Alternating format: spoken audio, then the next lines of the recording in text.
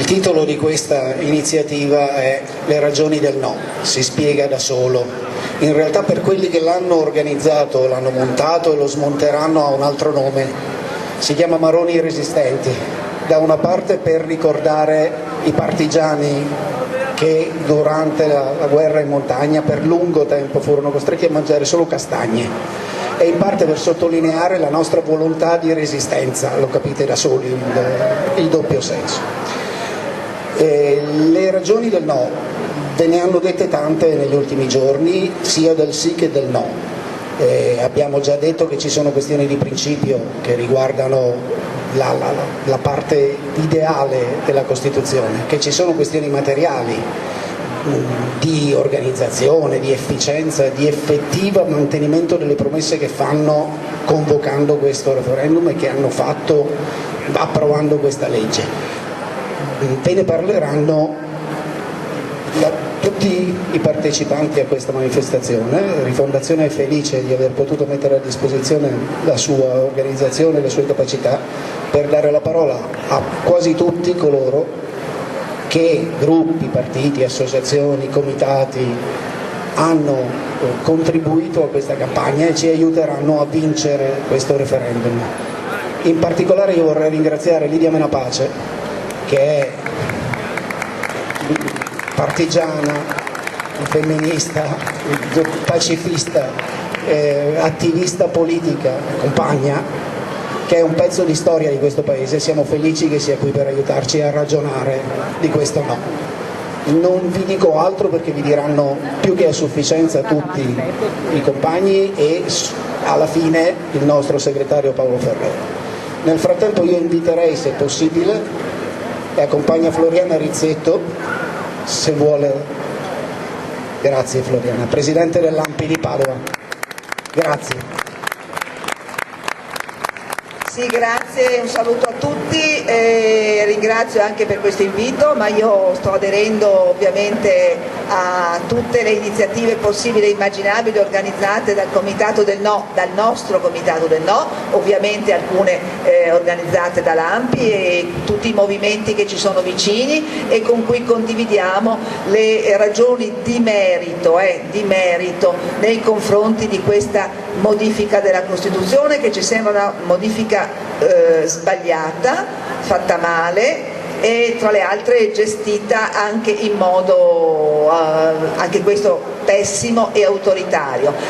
Noi dell'ANPI abbiamo anche al nostro interno, sapete, vissuto e stiamo vivendo non solo una divisione ma anche un attacco, una strumentalizzazione che è cominciato subito dopo il Congresso nazionale e che sta andando avanti. In questo momento negli ultimi giorni ci sono stati altri attacchi, ora ci possono anche essere errori fatti da qualcuno ma e ci sono anche stati probabilmente sicuramente cose da chiarire, però l'azione dell'ANPI è stata democratica, è stata condivisa, non è autoritaria, non è stalinista come qualcuno ha detto, noi siamo convinti di quello che abbiamo deciso, lasciamo comunque libertà di pensiero, i nostri iscritti possono anche votare sì, l'unica cosa che chiedevamo è di non fare pubblicamente azione contro l'associazione di cui si fa parte. Ecco.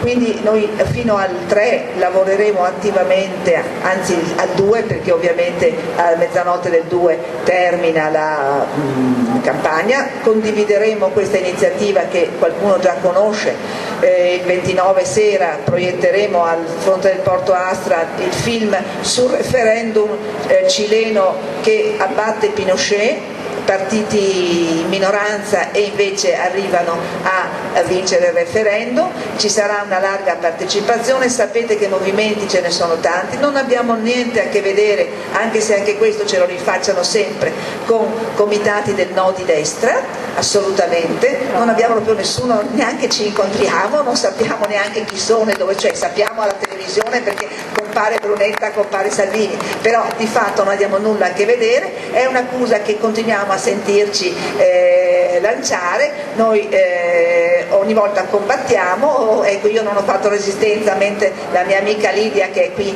l'ha fatta veramente, insomma nel mio piccolo resisto anch'io, ecco come si può resistere nel 2016 su questi obiettivi e su questi movimenti, ecco.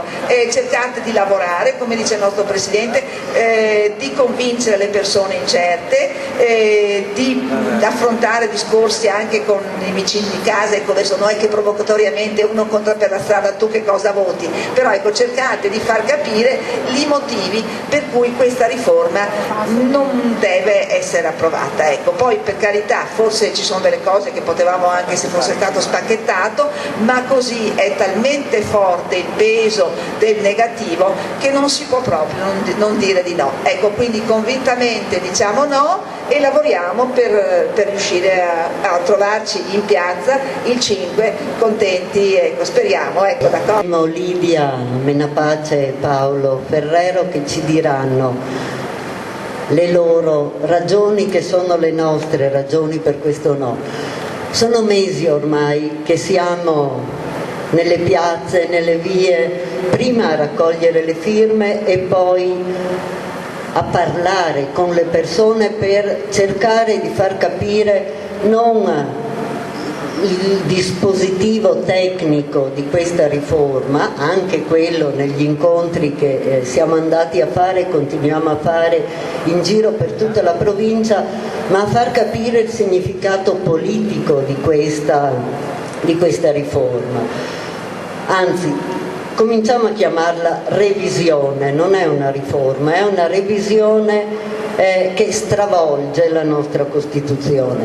Ora io penso che se una scelta scellerata come quella che ha fatto il governo, un governo che ha fatto votare un Parlamento eletto con una legge incostituzionale, un Parlamento che ha votato una riforma, una modifica profonda della Costituzione. Bene, se questa scelta, che ripeto scellerata, è stata fatta, ha prodotto comunque per la prima volta dopo anni una ridiscussione, un rimettere in campo quelli che sono i contenuti della Costituzione. Allora le persone hanno ricominciato a parlare di Costituzione, per molti è stata una novità, moltissime persone non avevano mai letto la Costituzione e io credo che questo sia un portato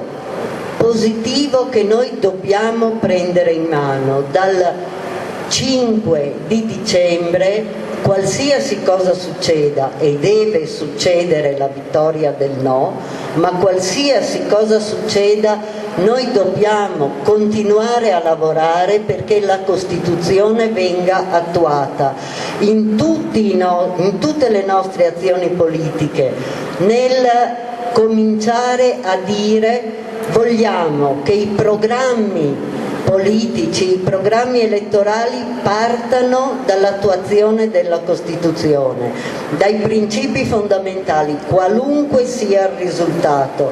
Riprendiamola in mano e facciamola diventare effettivamente il nostro programma politico. Intanto lavoriamo anche in questi ultimi giorni perché il no prevalga. Grazie. Come dire, è un pezzo di storia di questo paese, è un pezzo di storia fatta prima della Costituzione, è un pezzo di quello che è la Costituzione e chi meglio di lei. Buonasera a tutte e a tutti, care cittadine e cittadini della città che ospita la seconda più antica università del mondo tuttora funzionante. Ho nominato subito una serie di glorie perché nel nostro paese basta grattare un po' in terra e trovi di sicuro qualcosa di romano, di greco, di antico. Siamo un paese che ha sulle spalle molta storia.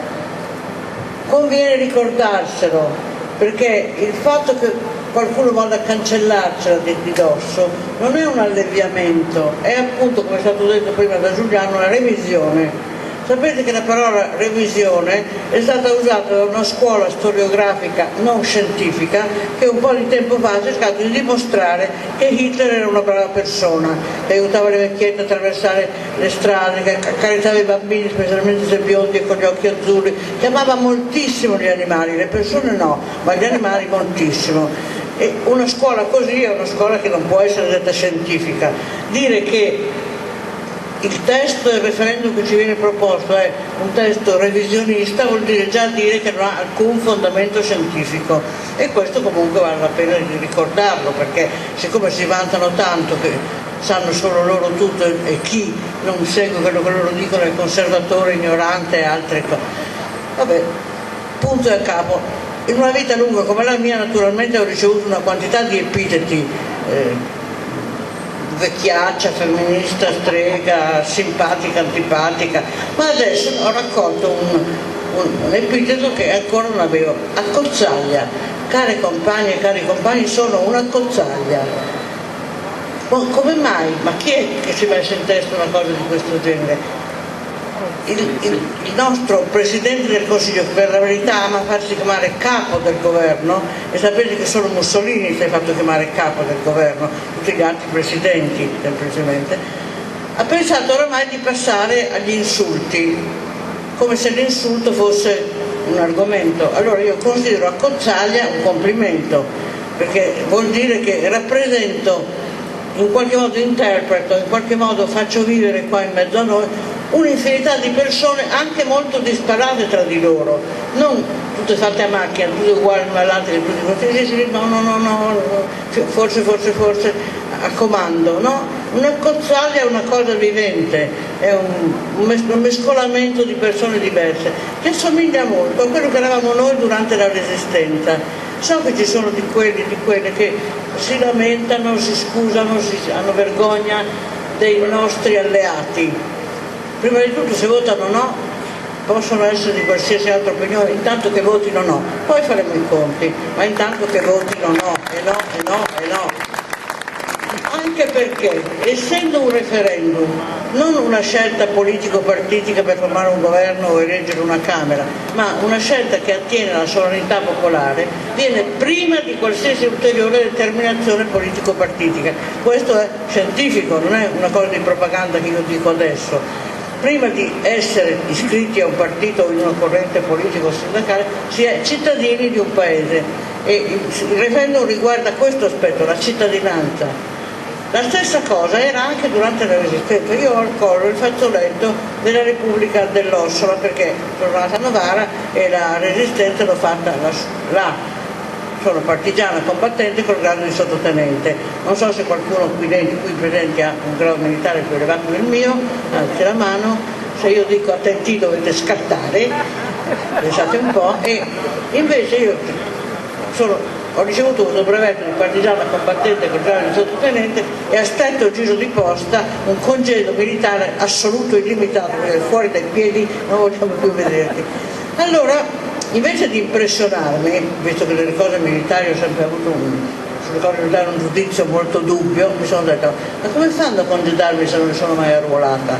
Perché non penserete mica che la Resistenza era fatta di caserme con scritto arruolamenti per i partigiani. Se andasse a fare la visita medica dal medico della Resistenza, no, è tutta una cosa che è venuta fuori di qualsiasi regola per pura e profonda decisione personale.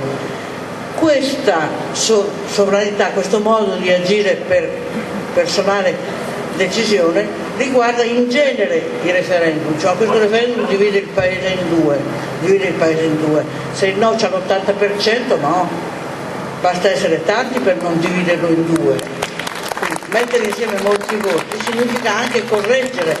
Un referendum per forza divide, devi votare o sì o no, non puoi neanche dire forse, mi piace, quindi per forza divide, ma come divide dipende da quanti tu riesci a convincere a votare no. Quindi votare no è decisamente molto importante, sul merito e sul metodo, anche sul metodo, perché non spetta a un governo avviare un referendum, non gli spetta, è già incostituzionale il fatto. Perché?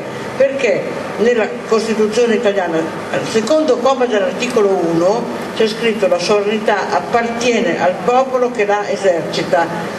Allora, appartiene non è semplicemente, dopo la rivoluzione francese si sa che la sovranità è del popolo, ma qui dice appartiene al popolo, si può dire che la delega è esplicitamente esclusa la delega, perché non dice che la esercita, non che la delega, la esercita, e dunque questo referendum è un esercizio diretto della sovranità popolare.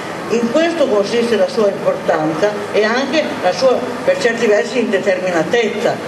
Quando io facevo la resistenza su per la Repubblica dell'Ossola, il fazzoletto della Repubblica dell'Ossola, che è un fazzoletto unitario, come che contiene i colori verde, che erano quelli di giustizia e libertà, rosso, che erano garibaldini e Matteotti, e azzurro, che erano monarchici, badogliani, lealisti e cattolici. Allora, c'erano i monarchici nel CLN, il Comitato di Liberazione Nazionale. Se c'è Brunetta nel Comitato per il No, non fa particolari danni, basta che voti no e va bene uno di più. Ma c'è una ragione fondamentale che riguarda, non dico, il precedente che cito è un precedente pesante, importante, quello appunto di un luogo storico della resistenza italiana, perché di varie repubbliche partigiane che sono state, la Repubblica dell'Ossola è l'unica che si è considerata Stato. Infatti ha nominato una giunta di governo, non una direzione. Di questa giunta di governo faceva parte anche una donna, una compagna che fu ministra prima che le donne avessero il diritto di voto. Vedete quante cose si possono anticipare anche prima della divisione in partiti, in correnti politiche, perché c'è tutto l'esercizio della cittadinanza che è una cosa molto importante. Se da qui voglio arrivare un pochino più al merito, per quale ragione io sono particolarmente intenzionata a difendere, a proteggere, ad allargare l'area del no?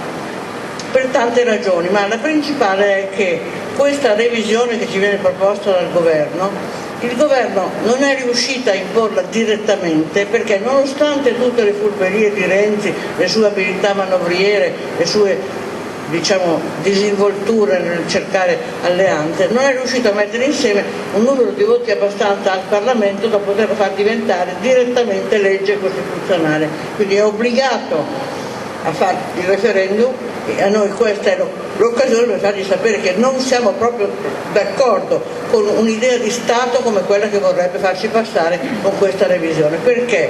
Perché questa revisione prima di tutto è in senso centralistico. Il governo si riprende l'idea di Stato e la fa diventare uno Stato in cui non ci sono più autonomie, tutte le materie delle autonomie delle regioni vengono risucchiate. Io abito a Bolzano da molti anni, presiedo il comitato di Bolzano per il no, e lassù abbiamo un po' di paura di questo, perché siamo una regione a statuto speciale, una provincia a statuto speciale. Il governo ha mandato a dire ai sudtirolesi di lingua tedesca: state tranquilli, la vostra autonomia non sarà toccata, e noi dobbiamo dimostrare, stiamo molto insistendo sul fatto, dicendo: guardate che il governo sta dicendo delle bugie, perché quando dice la vostra autonomia non sarà toccata, ma io mi riprendo tutte quante le materie delegate e dico che prevale l'interesse nazionale prevale su qualsiasi cosa e quindi anche sulla nostra autonomia. In questo momento a Bolzano e provincia si sta appunto dibattendo moltissimo su questo. Potreste dire: ma noi che interessa, noi non siamo un'autonomia speciale, ma è una cosa ben diversa se uno Stato delle autonomie come è quello italiano, che è una cosa intermedia tra uno Stato delle autonomie e uno Stato federale, veramente federale come sono molti Stati europei nel mondo, se viene revisionato in senso centralistico vuol dire che rende meno possibile uno sviluppo dell'autonomia ovunque. Se invece viene mantenuto com'è e lasciata aperta la possibilità di andare anche oltre, vuol dire che si possono anche aumentare le autonomie. La regione in cui vivo io adesso, il Trentino Alto Adige, ha Bolzano che ha un'autonomia speciale perché nel suo territorio 2/3 della popolazione è di lingua tedesca, quindi al momento di fare il trattato di pace ottennero il diritto di avere delle garanzie di poter continuare a mantenere la propria lingua e cultura. Ma Trento non si capisce perché dovesse avere un'autonomia speciale. Lo si dice sempre, è stata una furbata di De Gasperi che, approfittando del fatto che il ministro degli esteri austriaco non essendo tirolese non capiva niente della situazione, si è lasciato ingannare e De Gasperi è riuscito a infilare Trento. Si potrebbe dire tiriamo via almeno Trento allora. Beh, vi devo dire che oggi se si togliesse a Trento la sua autonomia speciale sarebbe invece un grande errore storico e una grande offesa, perché in questi 70 anni i trentini sono diventati davvero cultori di un'autonomia speciale e l'esercito anche degnamente, non si ruba tanto dalle nostre parti, insomma, tutto sommato le tasse le paghiamo abbastanza, mediamente più che nelle altre regioni italiane, mettiamo.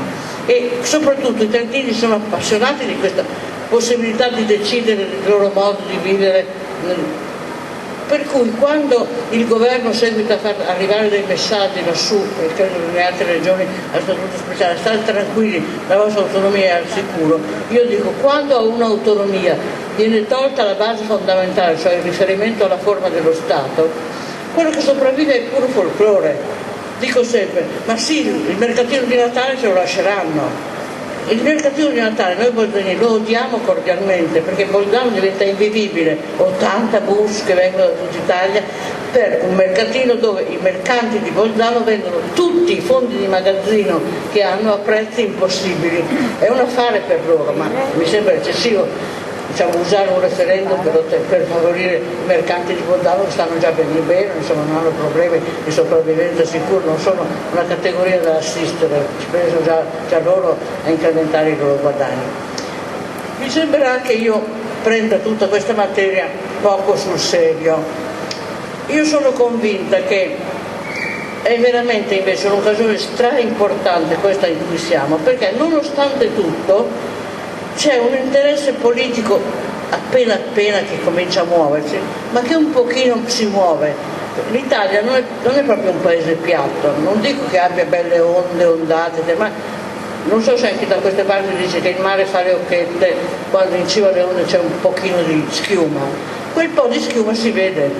È importantissimo essere pronti dal 5 dicembre in poi a dire non ritornate nell'indifferenza, nel piattume, ma aumentate la passione di fare politica, perché è un tempo che ha bisogno della passione, dell'appassionamento, dell'interesse, dell'azione, di quante più persone è possibile, almeno per capire per quale ragione io ho cominciato dicendo cittadine e cittadini. Intanto bisogna sempre dire tutte e due, cittadine e cittadini. E prima bisogna dire cittadine, perché c'è un proverbio trentino che dice nelle case dei galantomani prima le donne e poi gli uomini, senza nessuna doppia, perché un trentino si dovrebbe torturare piuttosto che dire una doppia. Ma prima le donne e poi gli uomini per cortesia, è un dono, la cortesia è un dono, si ringrazia. Ma se la cortesia non c'è, viene violato un diritto e quindi si protesta. Il diritto è di dire sempre donne e uomini, perché? Perché noi siamo di più, noi donne siamo di più. Non è che siamo più belle, più brave, no, ci sono donne brave, donne cattive, donne intelligenti, donne sceme, esattamente come uomini, cattivi, buoni, intelligenti, scemi. Ma noi siamo di più, sapete quante sono di più le donne? Non sa nessuno di preciso, sì, Ferrero naturalmente sì, ma insomma. Allora, sono 2.300.000 le donne più degli uomini all'ultimo censimento. Quando lo dico c'è sempre qualche compagno che dice ma adesso ci rimetteremo a posto. Guardate che eravamo di più al tempo del referendum monarchia-repubblica, 1 milione di voti di donne più che di uomini sono stati dati a favore della Repubblica. Se la Repubblica si deve in gran parte al voto delle donne. Dite grazie o non dite grazie lo stesso, tanto è successo oramai, ma il fatto che non ci se ne renda conto vuol dire che in mezzo ai compagni ha molto spazio quello che viene chiamato il patriarcato, cioè il potere attribuito a chi è maschio perché è maschio, non perché è più bravo, perché ha dimostrato di avere più qualità. E questo atteggiamento è in questo momento il maggior sostegno esistente del capitalismo. Il capitalismo è in grandissima crisi. L'unica istituzione politica capitalistica che non è in crisi è il patriarcato. Allora, quale compagno vorrebbe essere il maggior sostegno del capitalismo? Domandatevelo un po'. effettivamente, però qualche compagno ma fate anche voi come noi. A noi non vogliamo che il capitalismo, oltre ad avere il patriarca, abbia anche le matriarche, proprio assolutamente no, quindi lottiamo contro il patriarcato e il matriarcato per una società di eguali, una società dove gli interessi degli uni e delle altre riesca a essere non tollerato, sopportato, sì facciamo un po' di posto anche a voi, no, che si riesca a pensare passando dalla base 1 alla base 2. Io sono una vecchia prof e quindi naturalmente sono un po' pedante, noiosa, faccio sempre tutto. Noi siamo abituati a pensare sempre che arrivare all'1 è il meglio. La nostra cultura è monoteista, non sto parlando in senso religioso, non ho nessuna voglia di scatenare delle guerre di religione, per carità, l'abbiamo già fatto a suo tempo e la cosa non è stata molto bella, ma nel porto del bacino del Mediterraneo, dove sono nate le 3 grandi religioni monoteiste, ebraismo, cristianesimo e islam, ha sotto di queste religioni delle culture che io chiamo monoteiste, nelle quali cioè l'uno è sempre il meglio. Quando si è scoperto che oramai viviamo in società non più divise in 2, feudatari e servi della gleba, padroni e operai, ma divisi almeno in 3, è diventato impossibile usare come strumento interpretativo e direttivo quelli che avevamo, perché sono strumenti che servono per rappresentare una società che è divisa in 2. Allora c'è bisogno di una grande anche fantasia politica per immaginare delle forme politiche che riescano a rappresentare anche una società complessa. La complessità, il governo della complessità è la cosa che più interessa.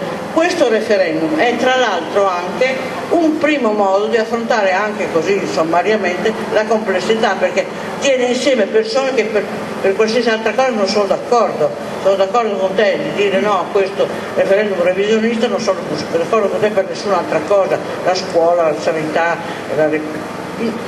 con Brunetta cosa ho di comune appunto? Niente, ma come non avevo niente di comune con un monarchico che stava alla Repubblica dell'Ossola. Quindi c'è un momento specifico che è questo. Io non so che cosa bisogna fare per appassionare di più, ma è importantissimo.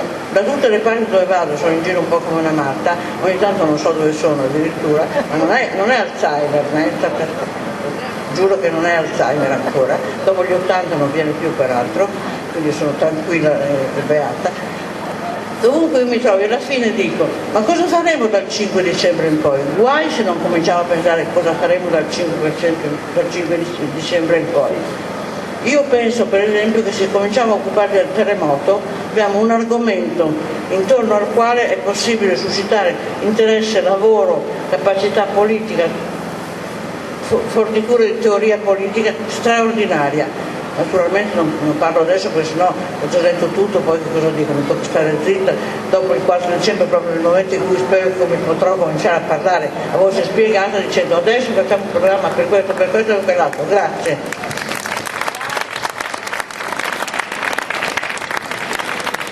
Grazie, noi siamo orgogliosi di esserlo, come vedete questa serata è fatta per far parlare tutti, anche quelli che poi hanno delle divergenze.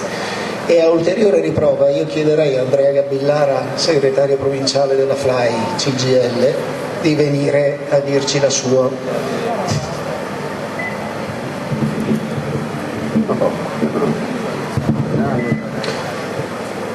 Vi ringrazio. Siamo di fronte a una nuova Costituzione sostanzialmente. Una proposta che, senza seguire le regole stesse della Costituzione, che prevederebbe la discussione tra tutti un articolo alla volta, fa una proposta che, come sindacato, abbiamo valutato nel merito e abbiamo ritenuto di sostenere con forza il no, andrebbe a rivoluzionare quello che è la prospettiva di una possibile democrazia. Stiamo parlando delle basi fondanti del nostro sistema, che si basa anzitutto su quello che è un rapporto tra i poteri dello Stato. Questa riforma tende complessivamente a riunire verso il potere esecutivo il controllo, se non l'esercizio, di tutti i poteri dello Stato.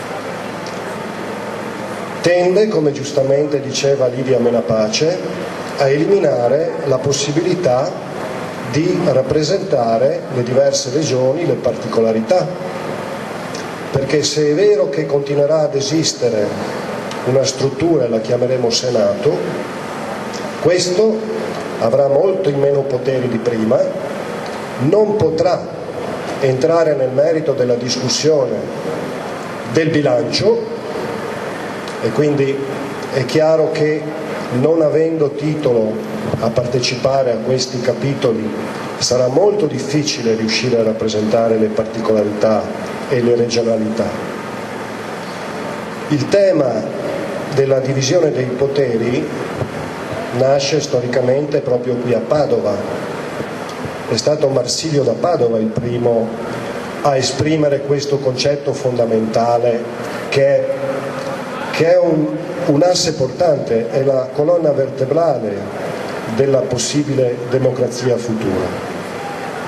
È chiaro che l'analisi di una proposta che anche nel metodo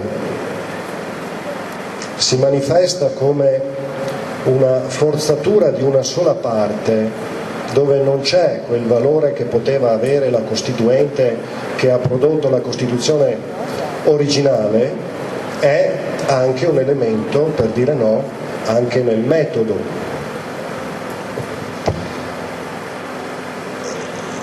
La stessa rivoluzione che questa riforma comporterebbe nell'accentramento dei poteri avrà riflessi, per fare un esempio da sindacalista, anche molto seri sulla gestione di interi gruppi di lavoratori o di interi territori. Chi potrà decidere l'istituzione di un parco in un territorio o la gestione ambientalistica di quel territorio? Oggi questo è in capo alle regioni, a volte con qualche problema, ma c'è la possibilità per quel territorio di esprimere il suo particolarismo e la propria esigenza. Domani non sarà più così. Quindi grazie per aver creato questo momento di informazione, di possibile valutazione, ma l'invito è convinto nel merito e nel metodo a diffondere quanto più il voto verso il no. Grazie. Grazie Andrea. E adesso vorrei il compagno Baudoer che parla a nome, Gianluca Baudoer che parla a nome della FIOM. Buonasera a tutte e a tutte e grazie per l'opportunità. Voglio portare il messaggio della segreteria della FIOM di Padova.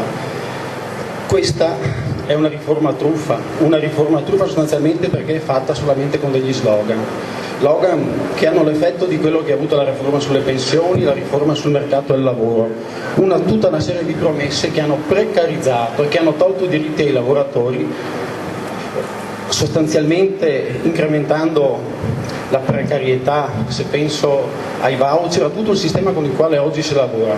È una riforma che centralizza e toglie potere al popolo e di conseguenza la possibilità di esprimere democraticamente quello che è proprio il principio democratico con il quale insomma la nostra Costituzione è fondata. La FIOM è parte di quella che è stata definita cozzaglia perché in primis prima della CGIL si è spesa per il no. La CGIL si è spesa per il no e dal punto di vista sindacale questa è una riforma che toglie i diritti e mette in discussione i diritti dei lavoratori e dei cittadini di questo Paese. Voglio ricordarvi la Fiat, se la FIOM oggi è ancora in Fiat a rappresentare i lavoratori, capito, con un elemento di piena dignità, è proprio perché la Corte Costituzionale ci ha permesso di rientrare nei luoghi di lavoro e di difendere e di tutelare quella che è la dignità dei lavoratori di questo Paese e soprattutto in Fiat. Ecco perché la FIOM assieme alla CGIL si spende per il no contro una riforma che è una riforma truffa che centralizza, toglie il potere ai cittadini e limita il potere insomma di ogni cittadino di esprimere democraticamente la propria volontà. Centralizzando togli il potere. Per questo la FIOM ci sta mettendo la faccia nelle assemblee, ci stiamo spendendo nei territori, volantinando, e fino al 4 proprio siamo in primis, è diventato uno dei punti principali, insomma, di quella che è una delle battaglie che noi sempre abbiamo fatto. Grazie e avanti tutta, e mettiamoci la faccia in ogni luogo, cerchiamo in qualche modo di portare questo messaggio. No. Grazie. Grazie. Antonio Pantano dell'SLC, per chiudere le ragioni del lavoro, per proseguire con le ragioni del lavoro, perché altri compagni parleranno anche di questo. Intanto mi sembra con un po' di giacconi in meno di essere tornati a questa primavera, quando c'erano le battaglie sul referendum costituzionale ma anche sul referendum della scuola, purtroppo non andati a buon fine per poco. Questo lo dico perché, avendo vissuto quella stagione di contrasto alla legge di Renzi sulla scuola, è venuto quasi inevitabilmente affrontare anche i problemi della Costituzione, perché in quel processo è stato dato un attacco fondamentale al diritto sindacale, al diritto che i lavoratori hanno riconosciuto dalla Costituzione di mettersi assieme e organizzarsi e attraverso il contratto nazionale di lavoro difendere alcuni dei loro diritti. La 107 ha scalzato questa cosa qua. Per quello noi pensiamo, per esempio in questa fase, che il ribadire la necessità del rinnovare il contratto, in particolar modo nella pubblica amministrazione, e non legiferare sul rapporto di lavoro all'interno della pubblica amministrazione, è uno di quei diritti che, una volta arginato le riforme costituzionali, va ribadito con forza, perché poi, ripeto, la Costituzione va, una volta difesa, applicata quotidianamente e ha effetti sulla vita quotidiana di ognuno di noi. Il diritto al rinnovo del contratto di lavoro nella pubblica amministrazione è stato sancito anche quello dalla Corte Costituzionale, per cui su questo noi riteniamo che la battaglia fondamentale sulla Costituzione, poi dietro questo si tira dietro tutta una serie di diritti che sono già descritti ma poco applicati all'interno del dibattito dell'applicazione della Costituzione. L'altra questione che ci preoccupa è l'attacco quotidiano che viene fatto all'autonomia dell'insegnamento, della costruzione del sapere dai gradi più bassi dell'istruzione fino all'università. Attacco all'autonomia che viene fatto sostanzialmente in due modi: da una parte privando di fondi essenziali per portare avanti il proprio lavoro, dall'altra mettendo in alcuni progetti specifici le uniche risorse che vengono messe sono quelle là. È emblematico in quello che sta succedendo in questi giorni nell'università col famoso dibattito attorno ai 500 supercattedre, in cui interferisci dall'esterno invece di ragionare e dando autonomia al sistema universitario per creare le proprie situazioni, in una situazione di grandissima difficoltà di risorse umane, ti inventi 500 supercattedre e non ti occupi del più del 50% di non stabilizzanti che stanno tenendo in piedi l'università. E questo ci sembra una cosa, un attacco, perché poi in realtà il diritto di avere noi un'università e un sistema della conoscenza che riesca ad avere uno sguardo critico sul modello di vita,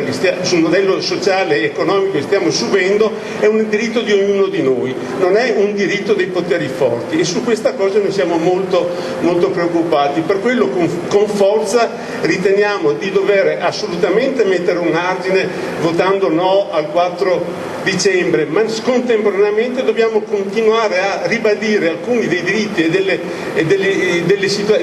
degli equilibri che la Costituzione ha disegnato per difenderli quotidianamente, perché questi hanno effetti nella vita di tutti noi ogni giorno. Grazie. Carlo Salmaso c'è per il comitato LIP Scuola di Padova, che tanto ha lavorato anche sui referendum sociali. Buonasera a tutte e a tutti e grazie a Rifondazione per l'occasione. Io vi vorrei dire due parole cercando di riallacciarmi a quello che prima ci ha detto Lidia Menapace. A me sembra che due parti del discorso che ci ha proposto vadano riprese e approfondite. La prima è il 4 dicembre si vota, ma il 4 dicembre non è una scadenza conclusiva. Anzi, dal mio punto di vista io la vivo come un punto di partenza dove se proviamo a camminare uniti, se proviamo a tenere insieme le forze, forse abbiamo una speranza di arrivare a un cambiamento che ci viene battutamente riproposto ogni giorno se noi votiamo sì. Solo i belli, bravi e buoni, solo quelli che vogliono cambiare hanno ragione e si riconoscono nel sì. Ma se io devo dire quello che vivo nello specifico del mio lavoro, io sono un insegnante, nell'ultimo anno e mezzo, con questo governo al potere, io ho vissuto il peggiore dei miei 32 anni di servizio. Tutta una serie di diritti che ci erano garantiti sono stati limitati. Il cambiamento c'è stato, ma è stato un cambiamento a rovescio, limitazione dei diritti, limitazione della democrazia, tentativo di portare nella figura centrale del dirigente scolastico tutto il potere, delegittimando tutti i lavoratori della scuola, insegnanti e non insegnanti, togliendo la collegialità che è fondamentale nel nostro lavoro. Io credo che se c'è necessità di un cambiamento, questo cambiamento noi potremo arrivare ad ottenerlo esattamente votando no. Il cambiamento è nel no, è un cambiamento secco che chiediamo alle politiche che sono intervenute negli ultimi 3 anni in modo massiccio, ma che non sono altro che una diretta prosecuzione di quello che viviamo e abbiamo vissuto per 20 anni consecutivi. In questo senso io vi leggo un appello che come docenti in Italia noi abbiamo fatto girare con la richiesta finale di esprimersi per il no. Siamo docenti della scuola, pubblica, laica, pluralista, democratica. Ci sentiamo vincolati ai principi della Costituzione italiana e alla funzione che essa assegna alla scuola, luogo di promozione dell'emancipazione umana, del sapere critico e della libertà di pensiero. La Costituzione entra ogni giorno come creatura viva e pulsante nel nostro agire e nelle nostre aule. Ne insegniamo la genesi antifascista, lo spirito unitario dei costituenti, i valori cui si ispira e i contenuti imprescindibili. Il lavoro a fondamento della Repubblica, della dignità umana e come diritto inalienabile. La parità dei diritti, il ripudio della guerra, la partecipazione democratica, la tutela dei beni comuni e del patrimonio artistico e culturale, la libertà di pensiero e di espressione, l'uguaglianza, la ricerca scientifica e tecnologica libera, la sovranità popolare. Crediamo in una scuola come laboratorio di democrazia. Per questo ci opponiamo a tutte le operazioni che ne stravolgono il ruolo, svilendola e deformandola a mero strumento di esercizio del potere e di omologazione, compatibile con una società basata sulla competizione e sull'individualismo, gerarchizzata e subordinata al mito del mercato e del profitto. Ci sentiamo impegnati a promuovere percorsi di crescita culturale e sociale e ad avversare, con tutti gli strumenti costituzionalmente garantiti, un'idea oligarchica di scuola e di società, veicolata sia dalla presunta buona scuola che dalle cosiddette riforme costituzionali. Di entrambe ci allarmano tanto il metodo del finto ascolto e del mancato confronto, quanto il merito dei provvedimenti che prefigurano un paese deprivato non solo sul piano economico ma anche su quello culturale e della democrazia. Al potere concentrato nelle mani del dirigente scolastico, allo svuotamento degli organi collegiali, alla frantumazione della comunità educante e del sistema nazionale di istruzione, fino alla subalternità agli interessi dell'azienda con l'alternanza scuola-lavoro, corrispondono la concentrazione dei poteri nella mano del governo e l'umiliazione del Parlamento, e dunque l'asservimento alle oligarchie industriali e finanziarie e la sottrazione di sovranità popolare. Il discorso pubblico appare dominato da un linguaggio arrogante, fatto di parole d'ordine fuorvianti, propagandate come valori costituenti. Ad esse noi opponiamo le parole della cultura e dei diritti, al mito della velocità il tempo della riflessione, alla meritocrazia l'impegno responsabile, all'esaltazione della semplificazione banalizzante la capacità di cogliere la complessità, alla governabilità e il buon governo, alle false promesse di risparmio, l'investimento in democrazia, al decisionismo, l'equilibrio dei poteri, alla cultura del capo, la partecipazione consapevole, alla logica maggioritaria, il valore del pluralismo, al pensiero unico, il pensiero plurale e critico. La difesa della Costituzione ci chiama tutti in causa, ci riguarda tutti. Per questo votiamo e invitiamo a votare no al referendum sulle modifiche costituzionali. Grazie Carlo. Allora, premesso che se qualcuno vuole mangiare qualcosa in onore al nome nascosto di questa iniziativa, ci sono castagne, vino e anche un po' di dolci per chi vuole lì alla mia destra, e detto anche che dovremo fare, purtroppo o per fortuna, insomma, parlare Paolo un po' prima. Io mi scuso pubblicamente con coloro che dovranno intervenire, con cui mi sono già scusato privatamente, ma c'è tempo ancora per 2 interventi. Io a questo punto vorrei sentire le ragioni dei giovani. Io non so chi doveva parlare per l'Associazione Studenti Universitari di Padova, ma lo invito.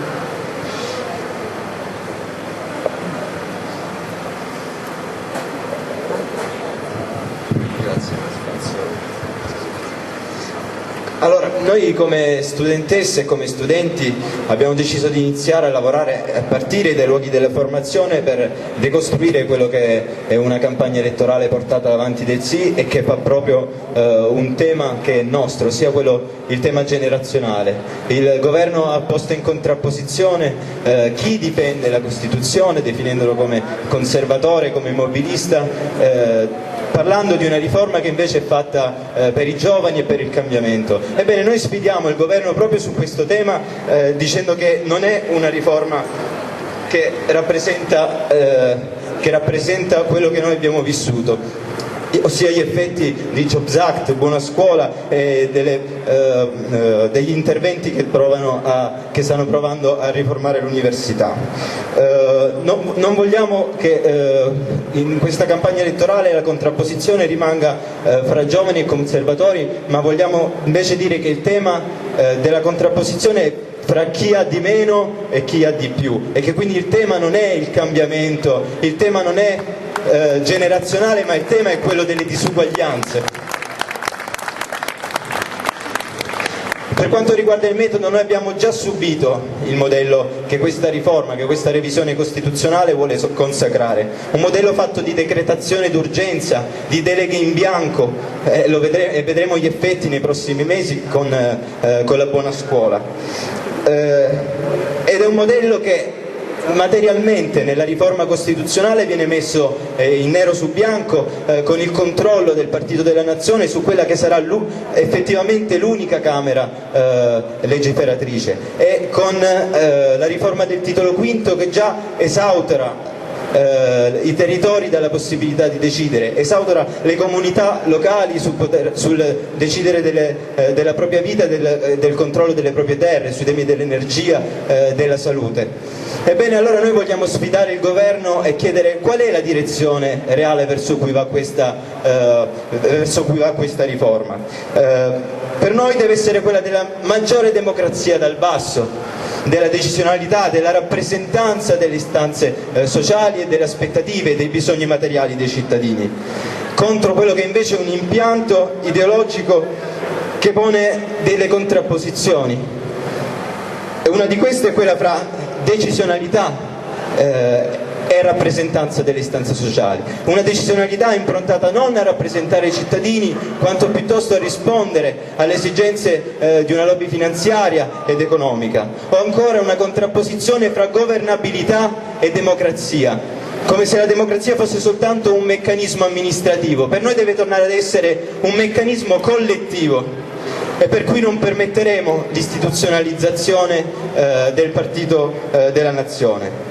Noi vogliamo definire noi stessi la direzione verso cui andrà questo Paese, che non è la direzione verso cui va questa revisione costituzionale. Per questo abbiamo posto un no costituente, un no che guardi anche oltre al 4 dicembre rispetto a quello che possiamo costruire, per riportare al centro i temi che non sono rappresentati, non sono contenuti in questa revisione, sia quello della risposta ai bisogni materiali, alle aspettative delle persone, alle questioni sociali, e di tutti quei soggetti che da questa riforma non trarranno alcun beneficio, a differenza di coloro che già hanno imposto le riforme e gli interventi legislativi che ci hanno portato in questa situazione. Grazie. C'è ancora tempo per una ragione ancora diversa, quella del Comitato Stop TTIP di Padova. Orlando Bollettini. Buonasera a tutti e grazie di essere qui. Io brevemente vorrei sottolineare un aspetto del no alla riforma costituzionale. Vorrei prendere a riferimento quello che sta succedendo, che è successo nei mesi scorsi e di cui si è parlato anche nel nostro Paese. Da qualche anno, come voi avrete sentito, ci sono diverse operazioni di accordi economici che si sono intraprese tra le due sponde dell'Atlantico, tra l'Europa, gli Stati Uniti e il Canada. Avete sentito parlare soprattutto di un trattato che si chiama TTIP, che è un trattato di partenariato economico tra l'Europa e gli Stati Uniti. Qualcuno dice che questo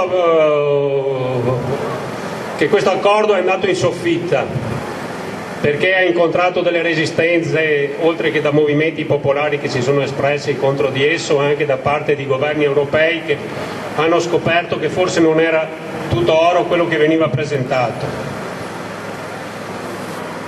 Cosa c'entra questo, vi chiederete, con il discorso della riforma costituzionale o con la Costituzione? Perché questi accordi si basano su un presupposto. Il presupposto è quello di liberare e di eliminare tutti quelli che sono gli impedimenti che a tutt'oggi esistono per il libero commercio e per la libertà di investimento tra le parti contraenti. Questo sta a significare che non si tratta solo di barriere meramente tariffarie, ma si tratta di qualcos'altro. Quel qualcos'altro sono le cosiddette barriere non tariffarie e sono tutte quelle normative che impediscono di fatto il libero esercizio degli scambi e dei commerci e degli investimenti da parte soprattutto dei gruppi economici privati che sono i promotori di queste iniziative. È chiaro che a questo punto sorge un problema. Il problema che sorge è che bisogna in qualche modo ridimensionare quelli che sono le normative che esistono, capito? E che possono ostacolare i profitti che derivano da questo tipo di accordo. I profitti sono da parte di gruppi privati, sono da parte delle cosiddette multinazionali, che non sono solo quelle degli Stati Uniti, ma sono anche quelle dell'Europa, sono anche quelle del nostro Paese. La Costituzione che noi cerchiamo oggi di difendere è uno di quegli impedimenti. È uno di quegli impedimenti perché? Perché a livello decisionale la sovranità dei singoli paesi deve essere subordinata a una ragione economica superiore, che è la ragione economica dell'interesse dei contraenti. I contraenti sono, lo ripeto, capito, delle imprese private, sono dei gruppi economici, sono delle oligarchie, sono degli oligopoli che un po' alla volta stanno cercando, attraverso questi strumenti, di conquistare degli spazi sempre più ampi del mercato mondiale. Nello specifico si tratta, da parte di questi soggetti economici privati, di conquistare i mercati di Europa, Stati Uniti, Canada nello specifico. Per questo che è importante il nostro no a questo tipo di riforma, perché la Costituzione che ci viene proposta, la riforma costituzionale e la Costituzione che ne uscirà, sarà una Costituzione che, limitando il potere di sovranità e il potere di espressione da parte dei cittadini, farà sì che questi siano sempre più subordinati a quelle che sono le decisioni centrali. Gli accordi economici europei e internazionali non vengono messi in discussione dalle costituzioni dei singoli paesi. E questa mi sembra una buonissima ragione perché ci dobbiamo attivare e spiegare, capito? Perché non è un fatto, cioè questa campagna da referendum sì e no, per lo più è stata fatta attraverso degli slogan, degli spot pubblicitari, degli eventi mediatici che non hanno mai approfondito, non sono mai entrati nel merito di questioni come queste. Ricordiamoci che eliminare quelle che sono le barriere cosiddette non tariffarie significa eliminare tutte quelle misure di tutela che riguardano la salute, l'ambiente, il lavoro, l'agricoltura, il cibo, la qualità del cibo sano, che sono quelle che oggi la Costituzione, che ci permettono oggi attraverso la Costituzione di poter essere ancora difese. Perché nel momento in cui il potere decisionale si restringerà nelle mani di pochi, è chiaro che la voce popolare del dissenso verrà meno e di conseguenza la difesa di questo tipo di interessi collettivi, dei beni comuni e quant'altro, verrà senz'altro meno. E noi dobbiamo riuscire a legare la questione della difesa della Costituzione, dei diritti costituzionali, dobbiamo assolutamente centrarli su questa questione. Difendere la Costituzione per difendere i diritti dello strapotere dei gruppi economici privati, per difendere i beni comuni, per difendere i diritti di tutti. Grazie. Grazie a te Orlando. E adesso, come annunciato, vorrei avere qui Paolo Ferrero, segretario nazionale di Fondazione Comunista. Ciao a tutti e tutte, sono contento di essere qui con voi stasera a fare questa allegra accozzaglia contro il referendum e la manipolazione della Costituzione che vuole fare Renzi. E penso che bisogna prendere sul serio le parole e io penso che bisogna dire sul serio che siamo felici di essere una cozzaglia per difendere la Costituzione nata dalla Resistenza. Anche quelli che l'hanno fatta la Costituzione erano una cozzaglia, perché c'erano comunisti, democristiani, liberali, socialisti del Partito d'Azione, non erano tutti sulla stessa idea, anzi durante i lavori della Costituente i comunisti vennero buttati fuori dal governo, dalla Democrazia Cristiana, ma non per questo quelli non fecero insieme questa bella Costituzione. E io penso che bisogna rivendicare che la Costituzione di un paese, la nostra Costituzione, che è la regola fondamentale per il vivere civile degli italiani e delle italiane, sia stata fatta da tante idee diverse che hanno trovato un minimo comune denominatore alto, che ci ha permesso di vivere in questo paese questi anni e di superare i tentativi di golpe, i tentativi delle leggi truffe e tante altre porcherie che ci sono state. E allora a noi non dispiace di essere una cozzaglia, perché pensiamo che la Costituzione, proprio perché è il patto che tiene insieme tutti, non può essere la Costituzione di un solo partito come invece vuole Renzi, perché Renzi con un solo partito che ha una maggioranza in Parlamento in virtù di una legge anticostituzionale, lui vuole imporre la sua legge particolare a tutti gli italiani e a tutte le italiane. E allora siamo una cozzaglia, lo rivendichiamo e diciamo anche a Renzi che noi questa Costituzione l'abbiamo difesa 10 anni fa contro Berlusconi, la difendiamo adesso contro di lui e contro il suo partito. Noi siamo sempre dalla stessa parte di chi difende quella Costituzione, ieri contro Berlusconi, oggi contro di lui. E se per caso succedesse che Berlusconi, con tutte le stupidaggini che ha combinato nella sua vita, per una volta servisse ad una cosa buona, a difendere questa Costituzione, è perché dobbiamo buttare via questa occasione. Anche Berlusconi serve a qualcosa ogni tanto, anche Brunetta serve a qualcosa ogni tanto, persino Salvini potrà servire a qualcosa ogni tanto. Meno male che anche loro, come si dice, anche un orologio fermo 2 volte al giorno segna l'ora giusta, capita anche a Salvini e a Berlusconi. Noi non buttiamo via questa opportunità. E poi il ciarlatano di Firenze dice che con la manomissione della Costituzione si può cambiare. Noi siamo per cambiare, ma pensiamo che per cambiare bisogna buttare via le cose sbagliate e tenere le cose buone. Per cui noi siamo per abrogare la legge Fornero, siamo per abrogare il Job Act, siamo per abrogare la buona scuola, stiamo per buttare via tutte le porcherie fatte dai governi da Monti in avanti, con Berlusconi, con Renzi, con Letta, che in questi anni hanno peggiorato la vita della gente. Queste sono le cose da cambiare, non la Costituzione. La Costituzione va applicata, non va manomessa. La Costituzione va resa viva applicandola, non va violentata come vuole fare Renzi. E allora noi siamo per cambiare, ma per cambiare bisogna buttare via le cose sbagliate e tenere quelle buone. Bisogna abrogare la riforma Fornero e applicare la Costituzione italiana. Per questo bisogna votare no contro Renzi, per cambiare nella direzione giusta.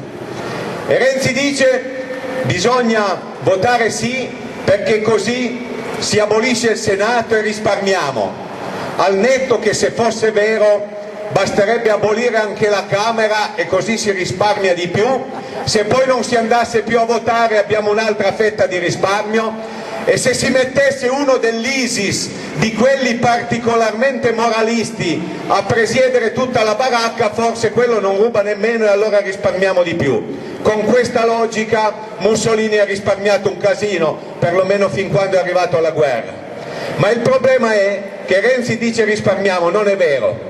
Renzi non abolisce il Senato, Renzi abolisce la possibilità dei cittadini e delle cittadine di eleggere il Senato, perché il Senato ci sarà ugualmente, semplicemente sarà nominato dai sindaci e dai consiglieri regionali. E sfido chiunque a pensare che quei consiglieri regionali che andranno a fare il doppio lavoro non chiederanno un'indennità nel giro di 6 mesi. È del tutto evidente che non c'è nessun risparmio. Qui c'è solo l'impedimento ai cittadini di poter votare i loro senatori. E allora noi diciamo che noi siamo per ridurre i costi della politica, ma noi vorremmo anche ridurre i privilegi. E allora perché Renzi è contrario a dimezzare lo stipendio di parlamentari? Perché il PD ha votato contro alla proposta dei 5 Stelle di dimezzare gli stipendi dei parlamentari?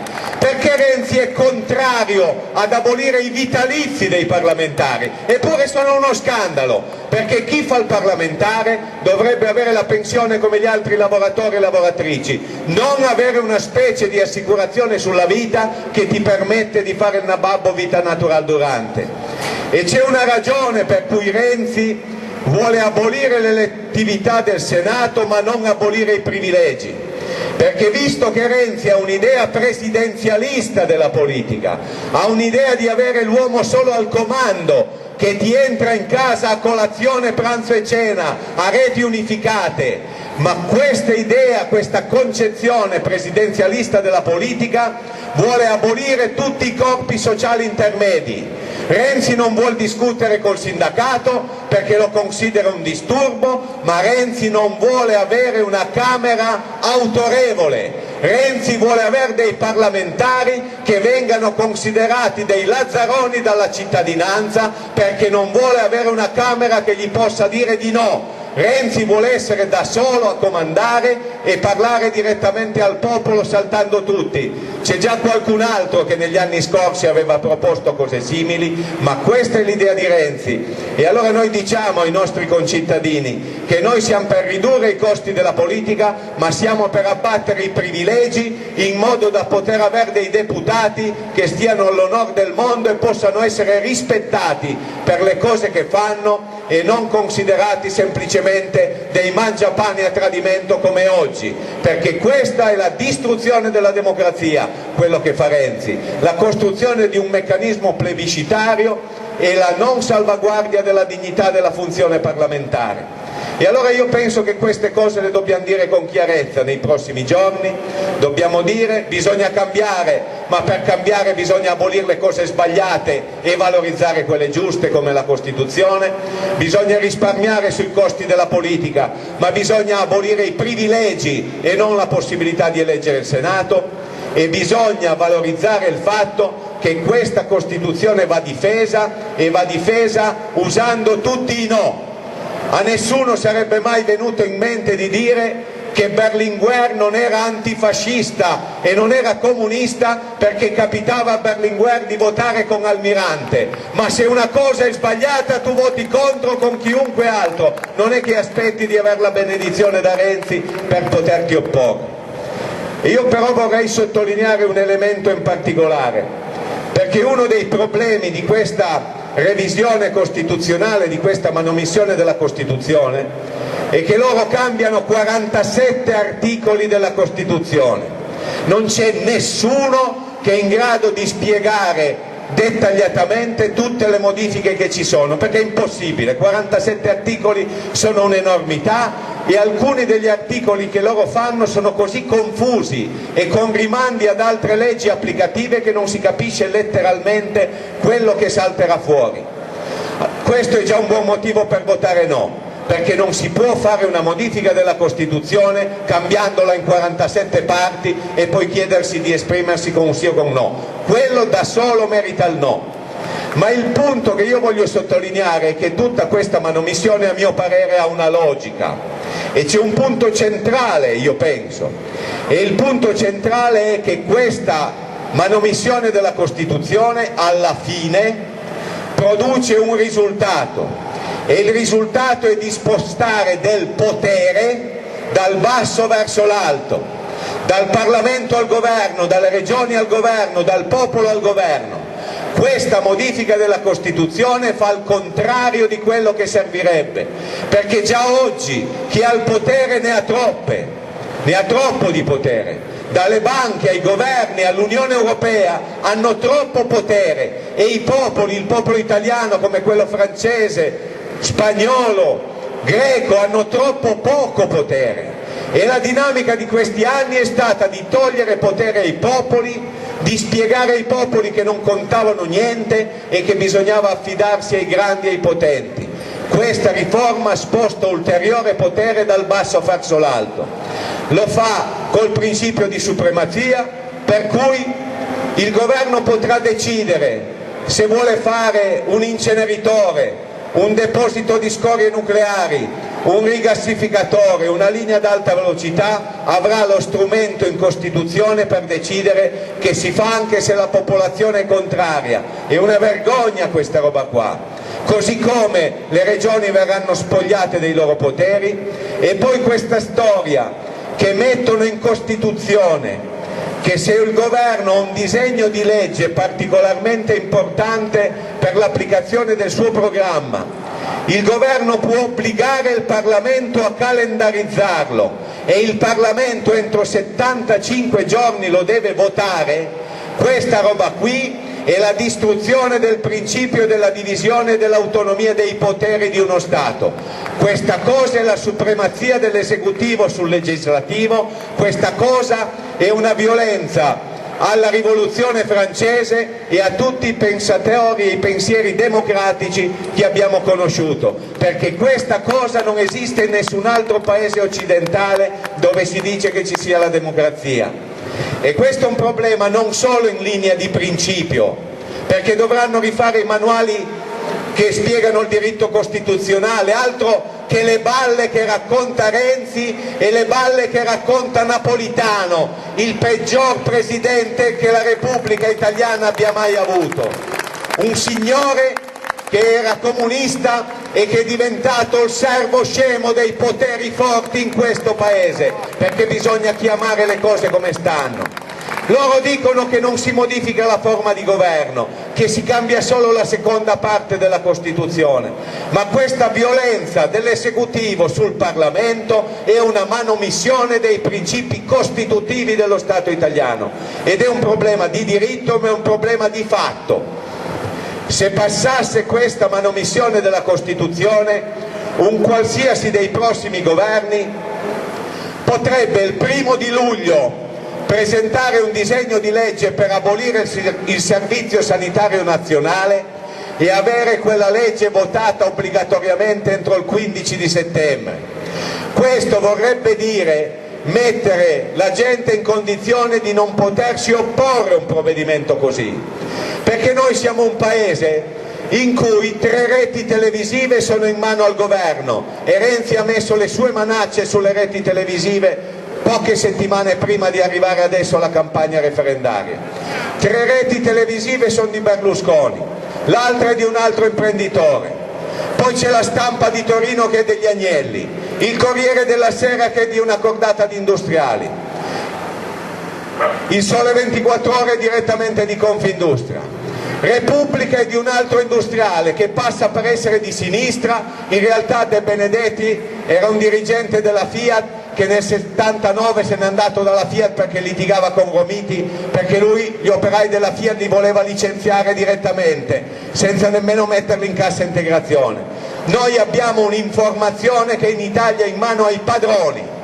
Se ci fosse un provvedimento per abolire il sistema sanitario nazionale, quelli per 2 mesi ti racconterebbero che non sta succedendo niente di grave, che in fondo è solo una modifica limitata, che in fondo la sanità rimane per tutti. E allora io vi invito a ragionare che cosa vorrebbe dire. Quelli partono il 1° luglio. Prima che riesci a spiegare alla gente quello che sta succedendo, siamo a metà luglio. Poi ci sono le ferie. Vorrebbe dire arrivare, se va bene, a fare sciopero al 6-7 di settembre contro quella manomissione. E tu, quando sei lì per provare a convincere la gente a far sciopero, la gente ti direbbe: ma scusa, ma che sciopero vuoi fare che giovedì prossimo il Parlamento intanto vota, quindi hanno già deciso che questa legge passa e allora il fatto di perdere la giornata di lavoro non serve a niente. Noi rischiamo di avere in Costituzione un vincolo che permetta al governo di fare leggi antipopolari prima che la gente si renda conto di quello che sta succedendo e impedendo alla gente di potersi ribellare, perché il meccanismo è così rigido che più nessuno pensa di poterlo cambiare. Questo è cosa vogliono fare. Renzi vuole riuscire a mettere in Costituzione che le porcherie che ha fatto il governo Monti, spaventando la popolazione con lo spread, e con quello spavento sono riusciti a mettere il pareggio di bilancio in Costituzione, a far la legge Fornero, una schifezza che hanno fatto in 17 giorni, altro che ci mettono troppo tempo a fare le leggi antipopolari le hanno fatte in un battibaleno. Renzi vuol cambiare la Costituzione in modo da far sì che anche i governi a venire possano fare le schifezze che ha combinato Monti col sostegno inchiavardate dentro la Costituzione.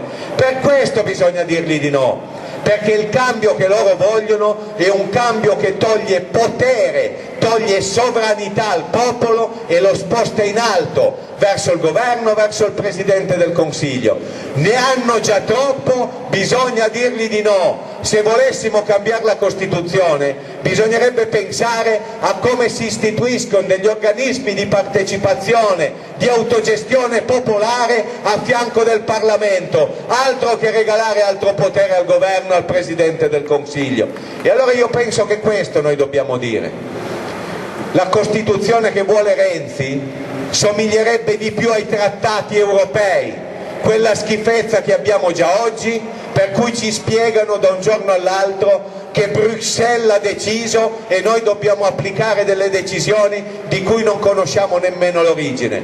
Vogliono cambiare la Costituzione trasformando la Costituzione italiana in una cosa che somigli sempre più ai trattati europei o il TTIP che veniva prima descritto. E allora io penso che noi dobbiamo dire di no. Dobbiamo dire di no perché per cambiare bisogna cambiare bene, perché per cambiare bisogna cambiare le leggi sbagliate e mantenere e applicare la Costituzione che abbiamo. E in questo quadro io penso che una battaglia l'abbiamo già vinta, perché Renzi pensava di fare una marcia trionfale. Renzi pensava, dopo aver vinto le elezioni europee, di vincere anche le elezioni amministrative e poi di fare un po' di demagogia e di vincere il referendum tranquillo a mani basse. E invece voi siete la dimostrazione che Renzi ha già perso una battaglia, perché oggi in Italia, oggi come ieri come domani, ci sono centinaia di assemblee, di manifestazioni come queste in tutto il paese, e la principale cosa che sta accadendo è che decine di migliaia di uomini e di donne, di persone, stanno cominciando a ridiscutere di politica, a leggere la Costituzione, a discutere, a partecipare. Renzi ci vuole sudditi, per certi versi ci vuole servi, e invece contro la sua manomissione della Costituzione c'è un movimento di ripresa, di partecipazione, di protagonismo, di voglia di cambiare, di voglia di avere la forza di poter cambiare. Io penso che questo è il primo risultato, e allora noi dobbiamo valorizzare questo risultato, e contro gli spot di Renzi che proseguiranno nei prossimi giorni, contro le lettere di Renzi mandate a casa, e bisogna farsi i conti di quanto costa, perché le lettere agli italiani all'estero sono 4 milioni, sono 53 centesimi per ogni lettera, fanno 2 milioni di euro, e le lettere a tutte le famiglie italiane saranno un po' di più di 2 milioni di euro di spesa. Dove li hai presi, Renzi, tutti sti soldi? Perché sti soldi arrivano dalla Confindustria, arrivano dalle grandi banche d'affari, arrivano dagli speculatori internazionali, quegli stessi lazzaroni che speculavano sui titoli di Stato italiano quando c'era da distruggere il sistema previdenziale col governo Monti, e che hanno ricominciato a speculare adesso per spaventare la gente e cercare di spingerla a votare sì, dicendo se vince il no è un disastro, c'è di nuovo la barbarie che incombe. Quelli ti pagano i soldi per le tue lettere, caro Renzi, e allora noi contro le lettere di Renzi noi non li abbiamo tutti quei soldi, quei milioni noi non li abbiamo, noi però abbiamo centinaia di migliaia di uomini e di donne che hanno la spina dorsale dritta, che non si vogliono far mettere i piedi in testa e che vorrebbero avere un paese per i loro figli che possa essere vissuto civilmente, senza che si debba girare con la pistola come nel Far West, come vorrebbero tanti, ahimè, in questo paese.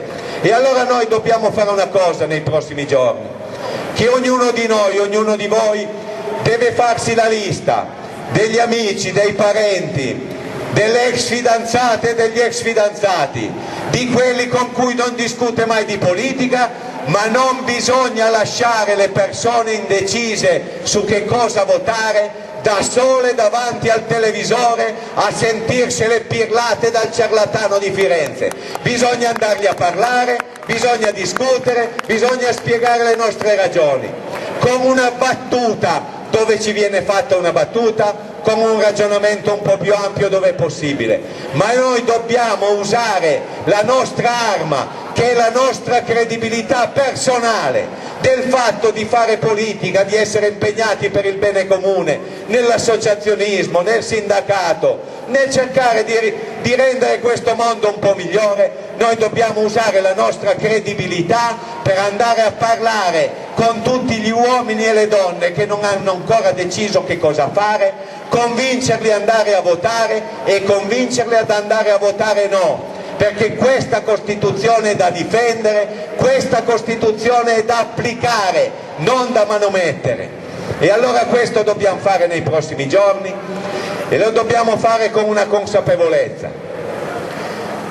Dobbiamo vincere il referendum, ma quello è il primo tempo, e se riusciamo a vincerlo è un grande segnale, perché vuol dire che la forza dell'offensiva neoliberista, di questi padroni del vapore in giacca e cravatta che girano con la 24 ore e viaggiano sul jet privato, la forza di questi signori non è infinita, si possono fermare, e sarebbe un enorme segnale, perché in questi anni ci hanno raccontato in tutte le salse che noi non contavamo niente, che tu non contavi nulla, che se guadagnavi pochi soldi non eri nemmeno uno sfruttato, eri uno sfigato, se guadagnavi pochi soldi eri disoccupato, era colpa tua, perché in questo paese ci hanno raccontato che i ricchi hanno ragione e se sono ricchi è merito loro, e i poveri hanno torto e se sono poveri è colpa loro. Hanno costruito l'impotenza,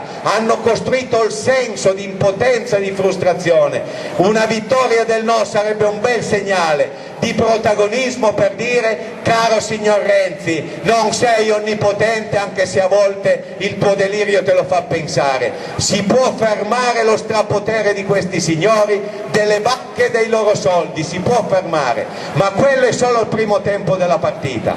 Il secondo tempo è costruire una sinistra degna di questo nome, che si batta per l'applicazione della Costituzione. Noi dobbiamo difendere la Costituzione, ma poi la dobbiamo applicare, anche perché sappiamo che anche una parte dello schieramento del no, il giorno dopo, se vinciamo, sarà lì a discutere con Renzi per come manomettere la Costituzione e farsi una legge elettorale per farsi i loro porci comodi. È del tutto evidente che è così. E allora noi dobbiamo usare tutti i voti del no per sconfiggere Renzi nella violentare la Costituzione, per tenere questa Costituzione, ma dal giorno dopo dobbiamo riuscire a partire dai comitati per il no, quelli di sinistra, quelli che vogliono la libertà e la giustizia come volevano i partigiani.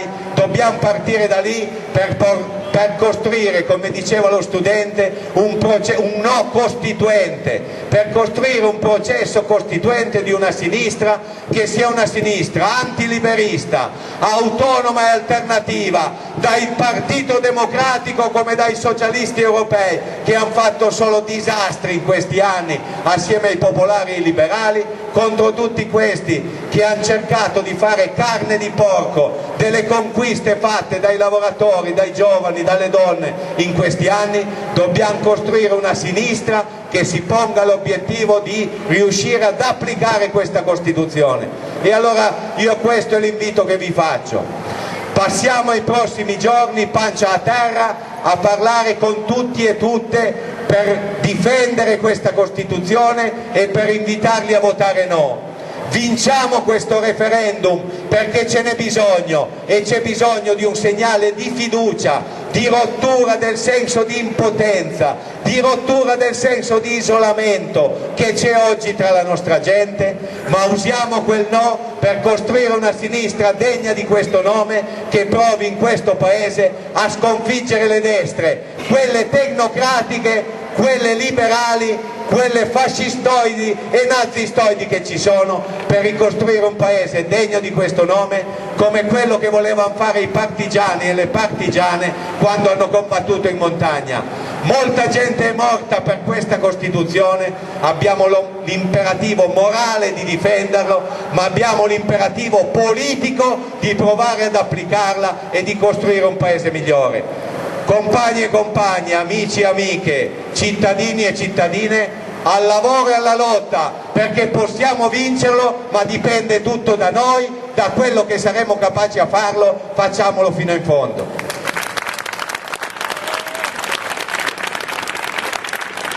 Grazie a Paolo, grazie per quello che ha detto, grazie per aver trovato il tempo di venire fin qui, e grazie anche per essere stato breve. Così ci resta lo spazio per dimostrare che questa piazza è fatta di tante identità, e anche identità che vogliono parlarsi, perché non finisce il 4 dicembre.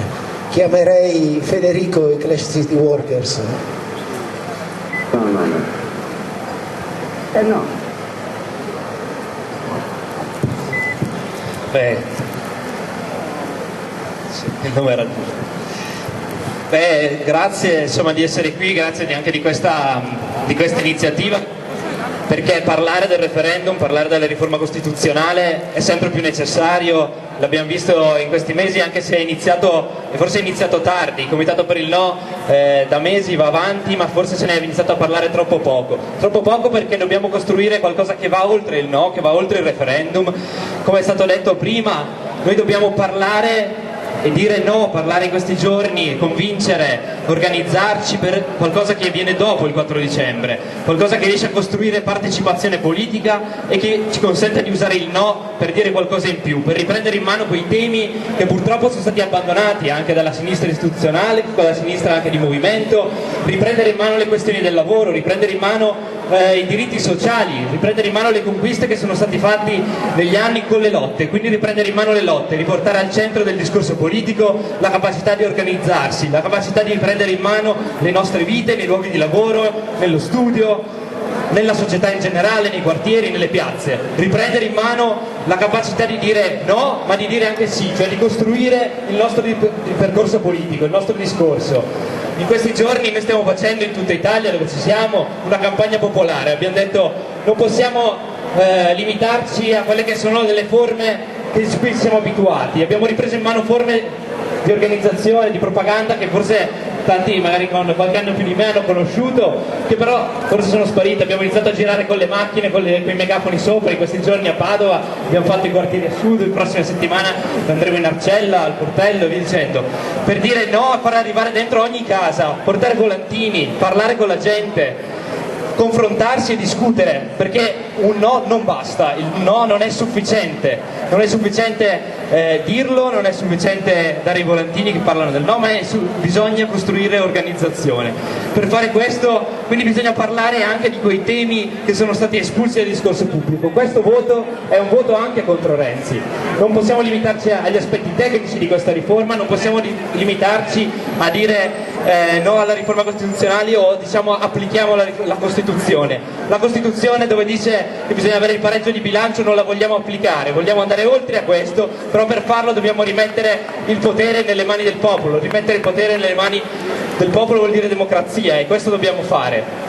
E allora parlare di Jobs Act, parlare della buona scuola, e qui sono stati accennati, ma veramente dobbiamo riprendere a lottare su queste questioni, dobbiamo riprendere a lottare dentro i luoghi in cui queste si verificano, in cui abbiamo subito, abbiamo sentito sulla nostra pelle le effettive conseguenze. Come diceva l'insegnante, come diceva Carlo prima, questo della buona scuola quest'anno ha segnato il peggiore anno della sua attività lavorativa nella scuola, e questo l'abbiamo visto anche nei luoghi di lavoro, l'abbiamo visto con i voucher, l'abbiamo visto con i licenziamenti, con quello che non è servito per niente per l'occupazione, cioè gli sgravi fiscali e il Jobs Act, che è servito solo a dividere ancora di più, a frammentare. Noi a questa frammentazione dobbiamo mettere un freno, riuscire a ricomporre ciò che è diviso, ricomporlo però non su basi astratte, su basi formali, su basi politiciste, no, lo dobbiamo ricomporre a partire da quelle che sono le forze materiali e quindi a partire anche da quello che è il contenuto che c'è oggi nella società. Per fare questo dobbiamo porci anche degli obiettivi, dobbiamo pensare a questo no come sì un no costituente, ma che provi a pensare a cos'è questa Costituzione materiale che vogliamo creare.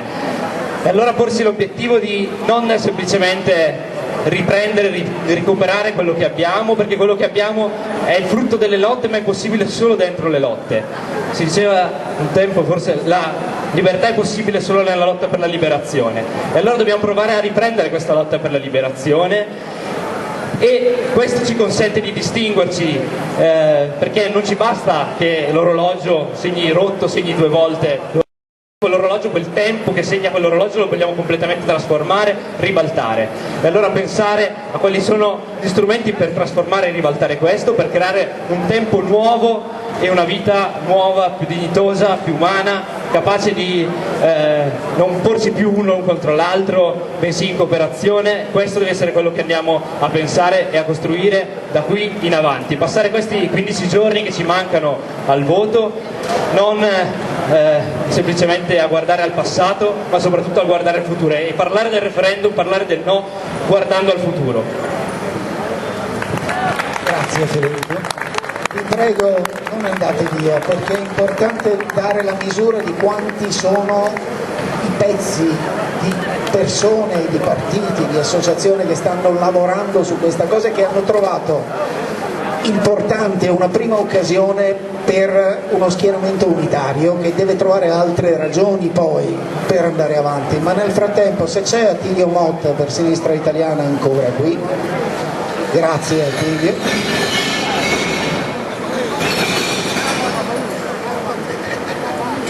Grazie. Io sarò brevissimo perché molte cose sono state dette, quindi non voglio abusare della cortesia dei compagni di fondazione. Volevo soltanto dire due cose, una relativa a un argomento tecnico. Lo dico giusto perché i compagni che ci sono siano in grado nelle prossime settimane di contrastare uno degli argomenti che viene utilizzato. Il fronte del sì parla soprattutto della fine del bicameralismo paritario e dice che non ci saranno più le navette, cioè i passaggi continui fra Camera e Senato. Così non è, perché intanto su una serie di materie il Senato rimane competente come adesso, quindi con la doppia lettura in copia conforme, e poi perché anche su tutte le altre leggi il Senato può richiamare qualunque legge e può riesaminarla, e poi questa legge passerebbe alla Camera. Dunque ci sarebbero 3 letture, e i dati della scorsa legislatura dicono che su 391 leggi 300 di queste sono state approvate soltanto con un passaggio alla Camera e uno al Senato, quindi senza neanche la terza lettura, e altre 75 con la terza lettura. Quindi in realtà quasi tutte le leggi della scorsa legislatura non hanno fatto questa famosa navetta di cui tanto si parla e lo si fa soltanto strumentalmente. Il secondo argomento che utilizzo è un argomento molto più politico. Prima di me Battaini ha ricordato le ragioni di natura politica che sono nel fronte del no contro queste riforme. Vorrei dire, non è vero che in questi anni il bicameralismo paritario ha impedito di prendere decisioni. Quando i poteri forti hanno voluto imporre la riforma delle pensioni, la riforma del lavoro, la riforma della scuola, lo hanno fatto, e lo hanno fatto anche rapidamente. Questa è una grande baggianata. In realtà la riforma costituzionale, la revisione costituzionale va nella direzione di dare ancora più potere a chi ha governato i processi degli ultimi 20-25 anni, che sono stati quelli che hanno peggiorato le condizioni dei lavoratori, le condizioni delle classi sociali più deboli. Dunque da questo punto di vista il vero sì si traduce in un no a questa controriforma della Costituzione. Infine, rapidissimamente, 2 appuntamenti. Nelle prossime settimane questa campagna continua, so che i compagni sanno come fare le campagne, sanno come organizzarsi. Vorrei ribadire, perché li ha già detti Floriana Rizzetto, li ha condivisi anche altri interventi. Vorrei ricordare il 29 la chiusura da parte del Comitato del No, per il quale ha parlato prima l'amica Giuliana Beltrame, al Porto Astra dalle 18, musica, parole, film, quindi sarà importante essere in tanti. E poi l'ultima cosa che voglio dire: stiamo lavorando per una grande manifestazione unitaria di tutti i soggetti politici, associativi, partitici che sono in questo, naturalmente nell'arco delle culture politiche della sinistra, per una manifestazione unitaria del no, della sinistra, delle sinistre per il no, qui in questa piazza venerdì 2 dicembre alle ore 19. Cerchiamo di essere in tanti, perché sarà importante in tutti e 2 questi appuntamenti dare il segno della forza da sinistra di questo no. Vi ringrazio. Grazie Attilio. Ci restano ancora diversi interventi, ci sono i compagni del PCL, i compagni del Partito Comunista, i compagni della Rete dei Comunisti, possibile Padova 2020, vi prego, do la parola a tutti, cerchiamo di... Vuoi venire tu? Vai Diego. Per il PCL. Care compagne e cari compagni, porto il saluto del Partito Comunista dei Lavoratori agli organizzatori e a tutti voi. La riuscita di questa manifestazione ci carica di una responsabilità importantissima, quella di lavorare unitariamente nei prossimi giorni per estendere il fronte di classe e di massa del no, per contrapporre al fronte unito di padroni e governo il più ampio fronte di lotta del mondo del lavoro, anche chiamando pubblicamente alle loro responsabilità le burocrazie del sindacato. Non basta un no platonico, sussurrato, disimpegnato, senza promuovere una reale mobilitazione dei lavoratori. È necessaria una mobilitazione vera, che coinvolga milioni di lavoratori, lavoratrici, studenti, precari, disoccupati, una mobilitazione che colleghi la battaglia per il no a una battaglia generale di tutti gli sfruttati contro tutti i loro sfruttatori. Ed è necessario farla finita con 25 anni di cultura della governabilità, una cultura che ha portato ad accettare prima la Seconda Repubblica, poi le leggi maggioritarie, il bipolarismo, lungo un piano inclinato che ci ha portato a Renzi.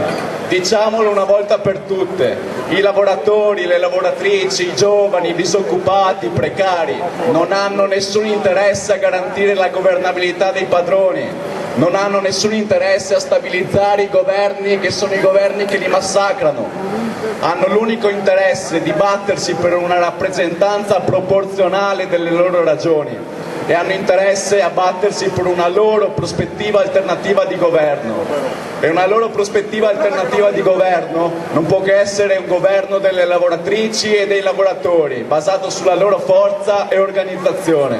L'unico governo che può nazionalizzare le banche strozzine, l'unico governo che può licenziare chi licenzia, l'unico governo che può abolire il debito pubblico, è l'unico governo che può riorganizzare la società dal basso secondo il primato dei bisogni e non del profitto, cioè l'unico governo che può dare il potere a chi lavora, perché il potere a chi lavora è l'unica vera sovranità popolare, non la sovranità popolare della Costituzione che maschera sotto belle parole il potere reale dei capitalisti, e neanche la sovranità popolare che vorrebbe vedere l'Italia come nazione contrapposta al nemico tedesco, come vorrebbe Salvini, ma la sovranità di tutti i lavoratori contro tutti i capitalisti, a partire dal capitalismo italiano, il capitalismo delle banche italiane, il capitalismo di Confindustria, il capitalismo dell'ENI che ci vuole in Africa e in Libia a difesa dei suoi pozzi e dei suoi profitti. E lottare contro la dittatura di questa classe è l'esempio più grande di solidarietà con i popoli e i lavoratori di tutta Europa, con i lavoratori francesi in lotta contro il governo Hollande, e anche di solidarietà con i lavoratori greci che lottano contro un governo Tsipras che arriva a privatizzare l'acqua pubblica e a proporre una riforma della scuola, dell'istruzione molto simile alla buona scuola italiana. E quindi concludo, non è possibile un'Europa sociale dei popoli, progressista sotto il capitalismo. L'Europa sociale o sarà dei lavoratori o non sarà, o sarà socialista o sarà una truffa. E quindi portare questa prospettiva alternativa anche nella battaglia democratica per il no referendum credo sia il compito di tutti noi. Al lavoro e alla lotta. Grazie. Io interrompo perché se Lidia Menapace chiede di dire ancora una cosa io devo fargliela dire. No, scusate, voglio dire solo una scemata possibilmente divertente che tanto non fa mai male né alla salute né alla politica. Ero dove c'era Olivetti? A Ivrea, ero a Ivrea pochi giorni fa, dove c'era una vecchia casa delle donne ancora del tempo di Olivetti, e una compagna è intervenuta dicendo: quello che mi disturba di più è che siamo sempre lì col cappello in mano di fronte a tutto quello che fanno in America. Però dice, di questa ho ricavato anche una battuta, perché in conseguenza di ciò abbiamo anche noi il nostro trampolino, cioè il piccolo Trump, lei chiama così Renzi. Grazie. Roberto Marinello 2020, io chi per lui, ditemi voi chi parla.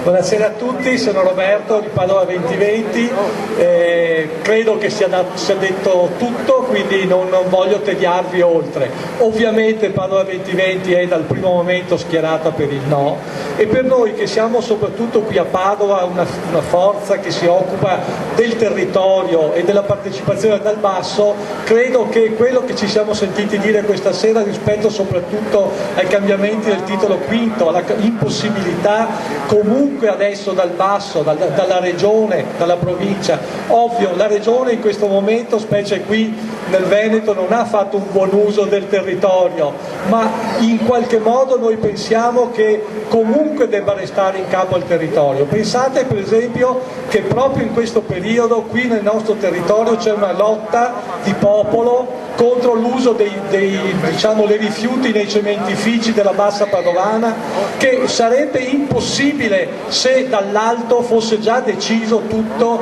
che quei cementifici possano diventare degli inceneritori. Ma ancora, il Veneto ha un numero di inceneritori già alto, eppure essendo gli inceneritori delle installazioni strategiche il governo potrebbe decidere di mettercene degli altri. Questi solo per citare delle cose pratiche che nel nostro territorio verrebbero a avere subito una valenza negativa. Quindi a tutto quello che è stato detto aggiungo anche, forse già stato detto, l'aumento notevolissimo delle firme necessarie per la richiesta di un referendum, che anche a quello per noi, ma credo per tutti, comunque diventa una cosa che riduce. In poche parole ci viene detto, e concludo, è fatto per migliorare la qualità della vita dei cittadini, è evidente che è fatto per renderci, come ho sentito dire più volte qui oggi, dei servi e degli schiavi.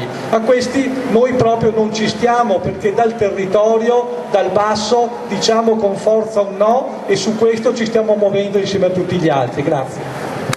Grazie. Con una battuta si potrebbe dire che le regioni tolgono il potere ma gli regalano l'immunità parlamentare. Il compagno di Possibile c'è ancora? Nel frattempo colui che doveva parlare per Libertà e Giustizia ha rinunciato, ma saluta e va detto che c'erano anche loro. Grazie Giuseppe, vado rapidissimo perché come già hanno detto gli altri è già stato detto tutto. Le ragioni tecniche più o meno ormai le conosciamo tutti per votare no a questa riforma, anche prima Attilio aveva detto delle cose molto interessanti. C'è un argomento che dobbiamo sforzarci di smontare nei giorni che ci separano dal voto, che è quello che almeno si cambia qualcosa. Ecco, noi dobbiamo far capire alle persone che conosciamo, che magari masticano poco di politica, che magari stanno scoprendo adesso l'importanza che può avere questo referendum, capire l'importanza che ha la nostra Carta Costituzionale. Io penso anche al modo in cui è stata scritta questa modifica della Costituzione, al di là delle ragioni tecniche di merito che contengono secondo me degli errori gravissimi.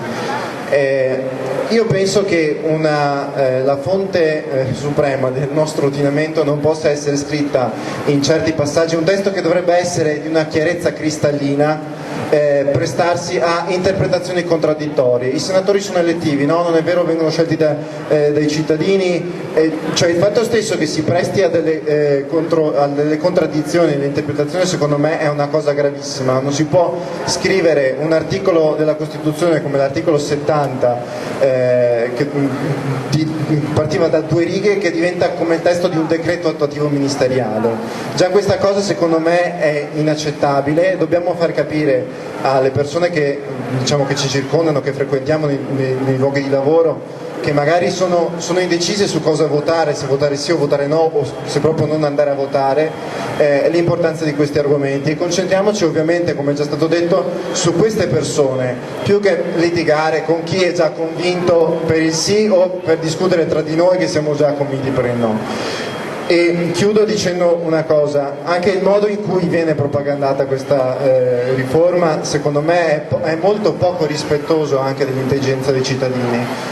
Si rincorre la retorica demagogica e populistica del ridurre il numero dei politici. Ecco, secondo me questo Paese non ha bisogno di meno politici, ha bisogno di più cittadini che sentono il dovere di essere più politici. Grazie, buonasera.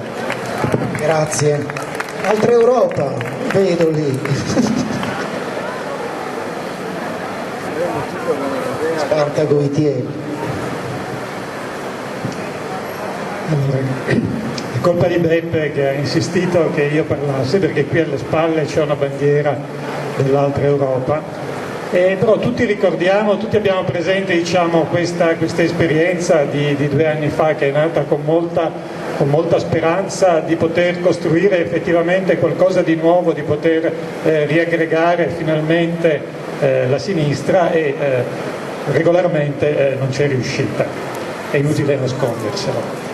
E io voglio solo ricordare che non parlo del referendum perché tanto Paolo Ferrero ha già detto tutto nella maniera chiara e lucida che lo contraddistingue, ha già detto tutto quello che poteva essere detto e gli altri lo hanno ribadito, però voglio ricordare che qui siamo a Padova e che abbiamo un problema, un piccolo problema, che dobbiamo ricostituire una alleanza, una prospettiva alternativa nel nostro piccolo a breve scadenza, e quindi vorrei che tutti tenessimo presente gli errori che sono stati fatti e cercassimo di lavorare per un'alternativa che parta realmente dal basso, ma dal basso coinvolgendo tutte le persone che sono coinvolgibili e cercando di essere tutti noi, singolarmente come organizzazione, il più disponibili possibile per creare un'alternativa credibile anche per questa città. Grazie Spartaco. Io vorrei dire solo che forse ci diamo troppo addosso. L'esperienza di Altra Europa ha prodotto almeno la partecipazione italiana al gruppo parlamentare della sinistra europea, che è l'unico gruppo che si oppone strenuamente al TTIP. Possiamo fare meglio, sono d'accordo con te, dobbiamo fare meglio. No, questo scusate, un passaggio che avevo saltato. L'Altra Europa comunque ha eletto 3 parlamentari che stanno lavorando e ecco, quello che vorrei osservare è che non siamo riusciti a creare sufficiente organizzazione per collegare costantemente il lavoro di questi 3 europarlamentari a noi, perché ci sono stati dei limiti, una serie di errori che tutti conosciamo, insomma. E gli errori da dove sono nati? Sono nati dal non aver costruito una solida base. Alla base c'erano 600 persone nella mailing list dell'Altra Europa, 600 persone che hanno sottoscritto in provincia di Padova per l'Altra Europa, che sono molte di più delle persone che stiamo coinvolgendo adesso. Allora, perché queste persone si sono perse? Perché non sono qui? Dobbiamo partire da questa considerazione e nell'andare avanti sapere che nessuno di tutti quelli che vedono in una prospettiva di sinistra una prospettiva vada perso. Sono d'accordo, possiamo e dobbiamo fare meglio. Per una questione personale, e se non mi dimentico qualcuno, ditemelo, scusatemi, ma toccherebbe a Aldo Romaro, che ho costretto a essere l'ultimo per una questione fra noi che non vi racconterò, per la rete dei comunisti. Ottimo, così faccio le conclusioni. Ah no, le vuole fare lui lo stesso. Allora va bene compagni, brevemente perché siamo in pochi. Io credo che ci siano le migliori ragioni per votare no, sono quelle di guardare a chi vota sì. Vota sì Marchionne, anzi Marchionne ci dice di votare sì. Ci dice di votare sì la JP Morgan, ci dice di votare sì chi qui in Italia ha fatto le leggi sul Job Act che hanno distrutturato il mondo del lavoro, su chi ha fatto le leggi della buona scuola. Questi sono quelli che ci dicono di votare di sì e per questo noi dobbiamo votare no. C'è anche un altro soggetto politico importante che ci dice di votare sì ed è l'Unione Europea. L'Unione Europea ci dice che dobbiamo votare sì. E qui c'è subito una prima cosa da capire. È il Parlamento Europeo che ci dice che dobbiamo votare sì. No, non è il Parlamento Europeo, perché il Parlamento Europeo in Europa non ha nessun potere. Il potere in Unione Europea ce l'hanno 28 persone. 28 persone nominate, non elette e non sfiduciabili. Perché questi ci dicono di votare sì? Ci dicono di votare sì perché vogliono che l'Italia venga governata allo stesso modo dell'Europa. Vogliono che il governo possa decidere velocemente. Vogliono che il governo italiano, così come è per la Commissione europea, sia liberato dal peso del Parlamento. Allora, io penso, è stato detto molte volte, è stato ripetuto questa sera, la questione del cosa facciamo dopo il 4, cosa facciamo dopo che avrà vinto il no. E io penso che ci siano due cose da fare, anche perché molti ci dicono, no, che siamo conservatori, vogliamo tenere le cose così come stanno. Ecco, no, invece ci sono due modifiche alla Costituzione che dobbiamo fare e per cui dobbiamo lottare. La prima è quella di far sparire il pareggio in bilancio che ha voluto il governo Monti, e la seconda, ancora più importante, è quella di far sparire la modifica ignobile che ha voluto il governo Amato nel 2001. Il governo Amato nel 2001 ha fatto passare una riforma della Costituzione in cui si dice che lo Stato e le regioni devono promulgare le leggi, prima c'era scritto solo nel rispetto della Costituzione, ed è stato cambiato così: nel rispetto della Costituzione, dei trattati internazionali e dei trattati comunitari. Questo vuol dire, con buona pace di tutti i discorsi che abbiamo fatto, che il TTIP no, perché non è ancora stato approvato, il CETA per esempio è legge costituzionale in Italia, questo è il problema.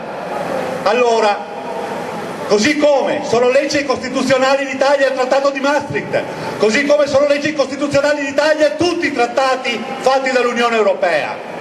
Andiamo a vederci questi trattati e vediamo che questi trattati hanno al centro una cosa sola: non hanno al centro l'interesse delle persone, ma hanno al centro l'interesse delle multinazionali e delle grandi banche.